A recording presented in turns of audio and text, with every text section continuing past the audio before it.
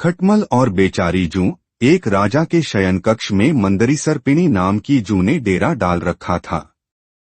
रोज रात को जब राजा अपने शयन कक्ष में जाता तो वह चुपके से बाहर निकलती और राजा का खून चूसकर फिर अपने स्थान पर जा छिपती। संयोग से एक दिन अग्निमुख नाम का एक खटमल भी राजा के शयन कक्ष में आ पहुंचा। जू ने जब उसे देखा तो वहां से चले जाने को कहा। उसे अपने अधिकार क्षेत्र में किसी अन्य का दखल सहन नहीं था।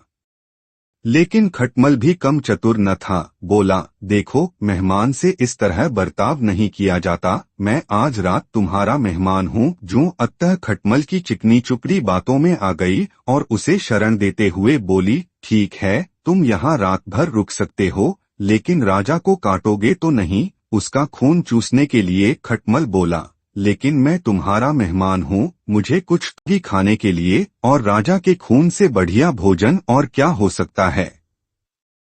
ठीक है, जू बोली, तुम चुपचाप राजा का खून चूस लेना, लेकिन उसे पीड़ा का आभास नहीं होना चाहिए।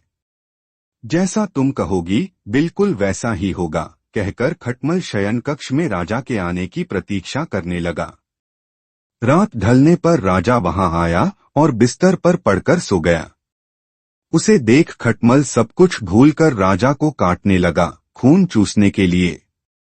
ऐसा स्वादिष्ट खून उसने पहली बार चखा था, इसलिए वह राजा को जोर जोर से काटकर उसका खून चूसने लगा। इससे राजा के शरीर में तेज खुजली होने लगी और उसकी नींद उचट गई। उसने क्रोध में भरकर अपने सेवकों से खटमल को ढूंढकर मारने को कहा।